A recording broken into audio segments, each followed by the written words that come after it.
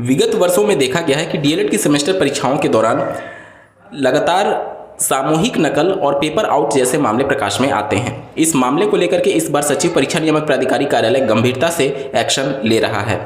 जैसा कि आपको ज्ञात होगा, एग्जामिनेशन सेंटर अलॉट करने के संदर्भ में रैंडमाइजेशन प्रोसेस को अपनाया गया है, यानी एक ही सेंटर पर अलग अलग विद्यालय से संबंधित अभ्यर्थियों के सेंटर्स बनाए गए हैं ताकि सामूहिक नकल जैसी प्रक्रिया जो पहले देखी गई है उसको रोका जा सके। और एक और महत्वपूर्ण कदम उठाया गया है। पहले जो महत्वपूर्ण दिशा निर्देश जारी किए गए थे उसमें कुछ बदलाव किए गए हैं। दिनांक 30 मार्च 2025 को सचिव परीक्षा नियामक प्राधिकारी कार्यालय द्वारा एक पत्र जारी किया गया है सभी डाइट को। आप स्क्रीन पर देख पा रहे होंगे, डीएलएड द्वितीय एवं चतुर्थ सेमेस्टर की परीक्षा के आयोजन हेतु महत्वपूर्ण दिशा निर्देश।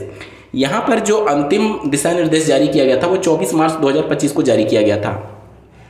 उसके बाद से 27 मार्च का संदर्भ ग्रहण करने की बात कही गई है, जिसके द्वारा क्रमशः डीएलएड द्वितीय एवं सेकंड सेमेस्टर परीक्षाओं के आयोजन हेतु विस्तृत दिशा निर्देश निर्गत किए गए हैं। उक्त निर्देशों के बिंदु संख्या 18 में उल्लेख किया गया है कि परीक्षा प्रातः 10 बजे से प्रारंभ होगी, अतः परीक्षा प्रारंभ होने से 20 मिनट पूर्व यानी 9:40 पर सभी परीक्षार्थी केंद्र पर अवश्य पहुंच जाएं और अपना निर्धारित स्थान समय से पहले ग्रहण कर लें। उक्त निर्देश के क्रम में निम्नवत जोड़ा जाता है, यानी उसकी जगह पर अब ये पढ़ा जाएगा। देखिए ध्यान से, डीएलएड परीक्षाएं प्रातः 10 बजे से प्रारंभ होंगी, अतः परीक्षा प्रारंभ होने से 20 मिनट पूर्व यानी 9:40 पर सभी परीक्षार्थी जो हैं वो केंद्र पर अवश्य पहुँच जाएँ और अपना निर्धारित स्थान समय से ग्रहण कर ले।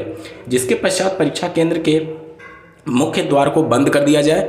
मुख्य द्वार का गेट बंद होने के उपरांत किसी भी परीक्षार्थी को परीक्षा केंद्र पर प्रवेश की अनुमति नहीं होगी। गेट बंद होने के पश्चात ही प्रश्न पत्र खोले जाने की कार्यवाही प्रारंभ की जाएगी। उक्त की निगरानी केंद्र व्यवस्थापक के साथ तैनात पर्यवेक्षक द्वारा स्वयं की जाएगी।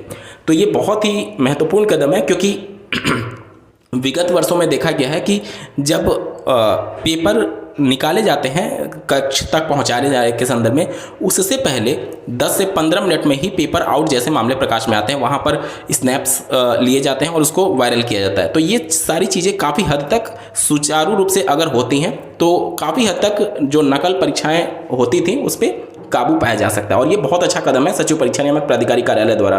तो इन सभी चीज़ों को गंभीरता से लीजिएगा, क्योंकि एक बार अगर आपका पेपर छूटा तो ये बैक पेपर की तरह से ही समझिएगा, और अगली बार कब मौका मिलेगा ये भी भविष्य के गर्त में होता है। और अगर कोई शिक्षक भर्ती आ गई तो आप जिंदगी भर पछताते रह जाएंगे आपकी इस गलती की वजह से।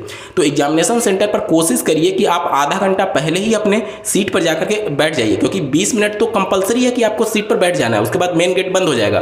किसी भी हालत में 1 मिनट भी अगर आपका लेट हुआ तो आपको एंट्री नहीं मिलेगी। चाहे आप कुछ भी कर लें, आपको एंट्री नहीं मिलेगी। बहुत सावधानीपूर्वक 1 घंटा पहले ही पहुंच जाइए सेंटर पर, वो चलेगा, लेकिन भूल कर भी देर मत करिएगा, अन्यथा पछताने के अलावा कुछ भी नहीं हाथ लगेगा।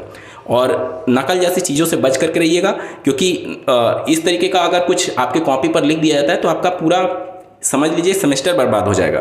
तो इन सभी चीज़ों को लेकर के गंभीर होइए, क्योंकि सचिव परीक्षा नियामक प्राधिकारी कार्यालय जो है वो अब गंभीर है डीएलएड की परीक्षाओं को लेकर के। सेकंड और फोर्थ सेमेस्टर में सम्मिलित होने वाले सभी अभ्यर्थियों को आपकी परीक्षा के लिए बहुत बहुत ढेर सारी शुभकामनाएं। इस वीडियो को देखने के लिए आपका बहुत बहुत धन्यवाद। भगवान करे आपका दिन शुभ हो।